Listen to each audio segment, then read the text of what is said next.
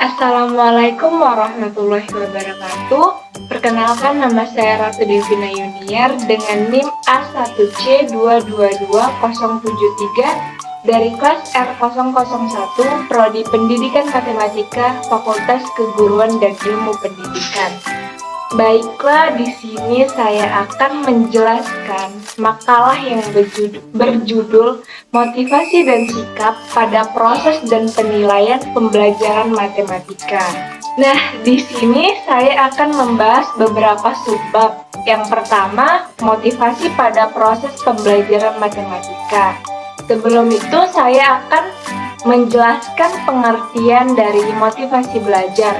Kata motivasi berasal dari bahasa Latin yaitu mover, yang berarti bergerak atau move. Motivasi menjelaskan apa yang membuat orang melakukan sesuatu, membuat mereka tetap melakukannya, dan membantu mereka dalam menyelesaikan tugas-tugas.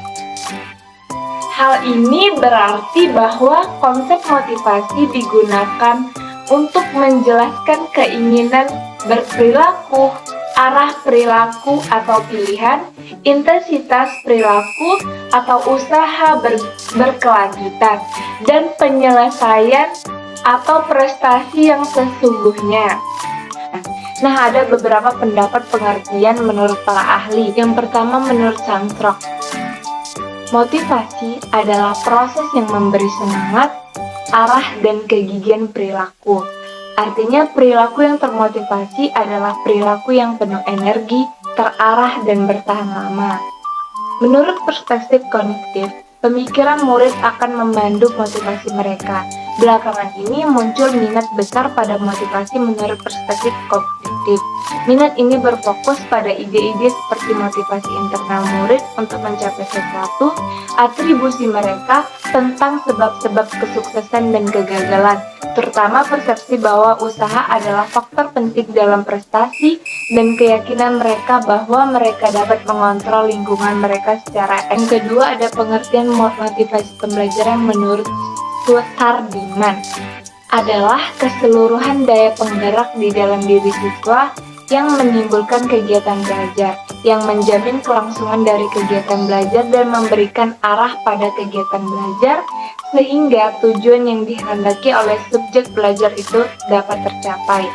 Dalam kegiatan belajar, maka motivasi dapat dikatakan sebagai keseluruhan daya penggerak di dalam diri peserta didik yang menimbulkan kegiatan belajar, yang menjamin kelangsungan dari kegiatan belajar dan memberikan arah pada kegiatan belajar tersebut, sehingga tujuan yang dihendaki oleh subjek belajar itu dapat tercapai. Yang ketiga, ada menurut Dimyati dan Mujiono, motivasi dipandang sebagai dorongan mental yang menggerakkan dan mengarahkan perilaku manusia, termasuk perilaku belajar. Sejalan dengan itu, Ratuman juga mengatakan bahwa motivasi adalah sebagai dorongan dasar yang menggerakkan seseorang bertingkah laku. Sedangkan motivasi belajar adalah keseluruhan daya penggerak psikis di dalam diri siswa yang menimbulkan kegiatan belajar, menjamin kelangsungan kegiatan belajar dan memberikan arah pada kegiatan belajar itu demi mencapai suatu tujuan. Dan menurut Tajak, motivasi dapat diartikan sebagai semua tingkah laku atau perbuatan yang mengarah pada permuasan atau pemenuhan kebutuhan tertentu. Menurut Terry, motivasi adalah keinginan individu yang mendorongnya untuk melakukan suatu kegiatan. Dari beberapa pengertian menurut para ahli tersebut dapat dikatakan bahwa motivasi memiliki 3 komponen, yaitu yang pertama kebutuhan. Kebutuhan terjadi bila individu merasa ada ketidakseimbangan antara apa yang dimiliki dari apa yang ia harapkan. Yang kedua, ada dorongan, merupakan kegiatan mental untuk melakukan sesuatu.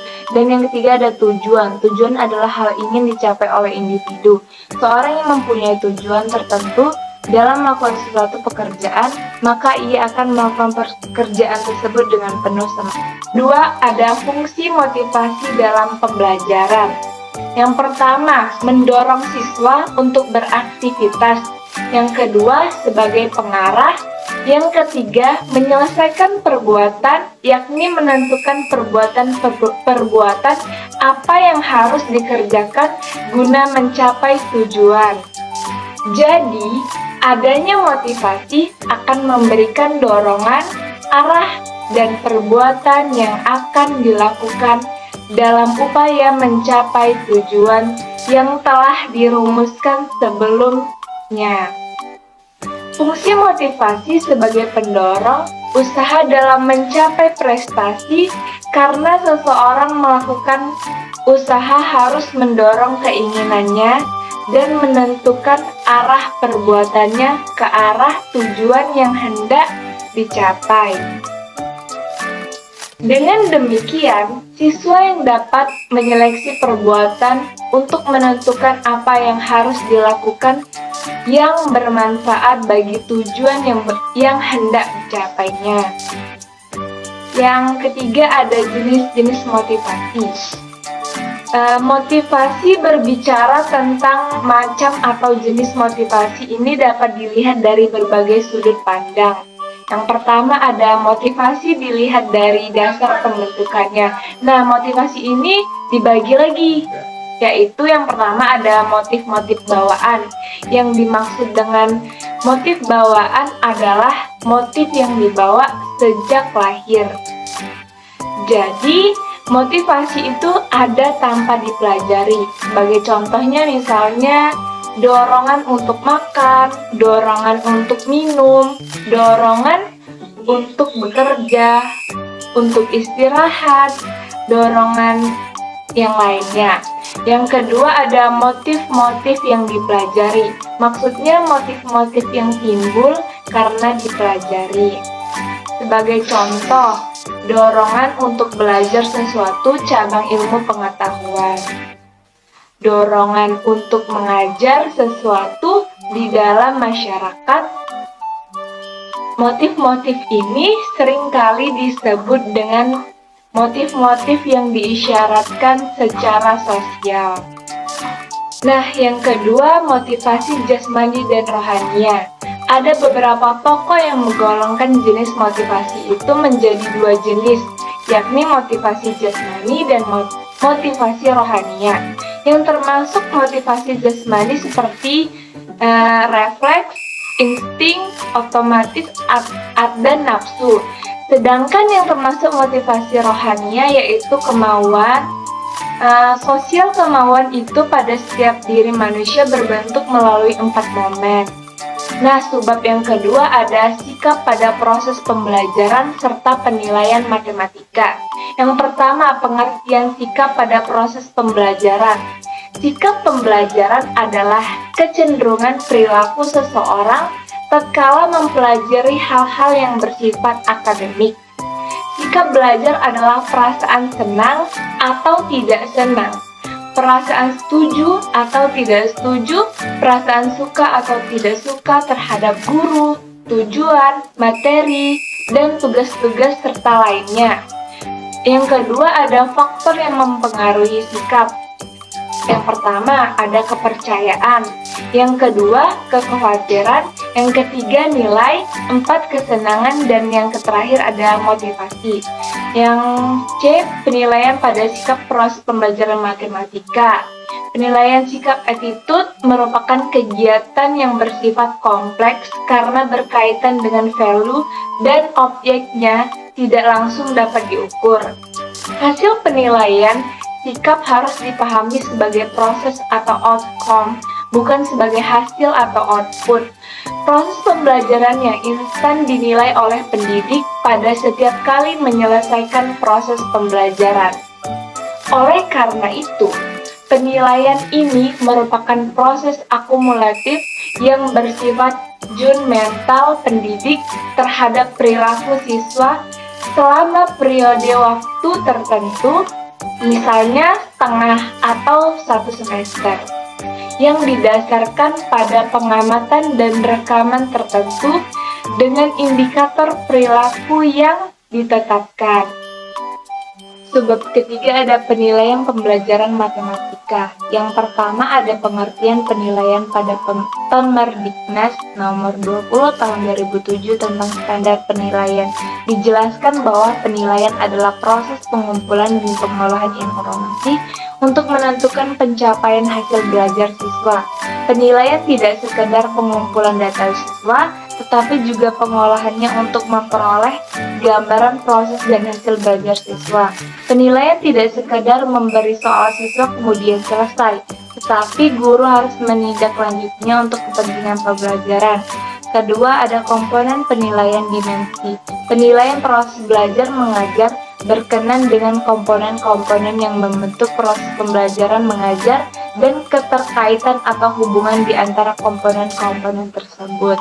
Komponen pengajaran sebagai dimensi penilaian proses belajar mengajar setidaknya mencakup yang pertama, tujuan pengarahan atau instruksional, yang kedua ada bahan pengajar, yang ketiga kondisi siswa dan kegiatan belajarnya, yang keempat ada kondisi guru dan kegiatan belajarnya, kelima alat dan sumber belajar yang digunakan, keenam teknik dan cara melaksanakannya. Sebab keempat ada keterhubungan motivasi dan sikap pada proses pembelajaran serta penilaiannya.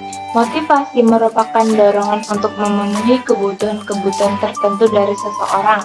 Contohnya, siswa yang memiliki motivasi tinggi untuk belajar menampakkan minat yang besar dan perhatian yang penuh terhadap tugas-tugas belajar mereka, memusatkan sebanyak mungkin energi fisik maupun energi psikis terhadap kegiatan tanpa mengenal perasaan bosan, apalagi menyerah. Sebaliknya, terjadi pada siswa yang memiliki motivasi rendah, mereka menampakkan keengganan, cepat bosan, dan berusaha menghindar dari kegiatan belajar. Sikap merupakan salah satu faktor yang amat penting yang ikut menentukan tindakan atau perbuatan manusia dalam memperlakukan objek yang ada di lingkungannya. Faktor sikap akan ikut menentukan apakah seseorang akan benci, menyayangi, menghindari, mendukung, dan sebagainya terhadap objek tersebut. Sikap dan motivasi merupakan faktor yang dianggap penting untuk mempengaruhi hasil dari pendidikan. Ketika seseorang siswa menyukai suatu objek untuk dipelajari, maka dia akan memiliki motivasi tinggi terhadap objek tersebut dan juga akan memiliki sikap yang baik kepada pengajar yang mengajari objek tersebut dan akan memiliki hasil yang baik pula pada akhirnya.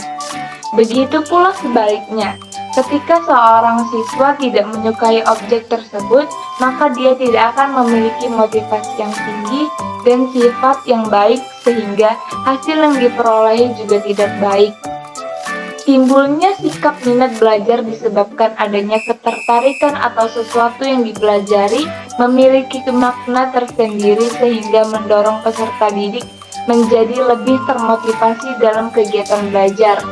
Semakin tinggi sikap minat peserta didik dalam mengikuti kegiatan pembelajaran, maka semakin tinggi motivasi pembelajaran. Pada dasarnya, motivasi dan sikap belajar merupakan suatu rangkaian yang sukar untuk dipisahkan. Motivasi berprestasi merupakan dorongan bagi seseorang untuk bekerja sebaik-baiknya agar mencapai hasil yang terbaik. Motivasi belajar yang dimiliki seseorang merupakan hasil interaksi antara stimulus dengan respon yang diikuti dengan unsur sikap yang ada dalam diri individu yang secara aktif memberikan penilaian terhadap stimulus yang ada. Hal ini berarti sikap seseorang ikut mempengaruhi terhadap hasil dari suatu aktivitas yang dilakukannya. Sikap siswa terhadap objek akademiknya dapat dikategorikan ke dalam 5 kategori, yaitu yang pertama, pengertian dan pemahaman, yang kedua, faedah atau manfaat, ketiga, perasaan atau emosi, keempat, rasa lesu atau bosan, dan kelima,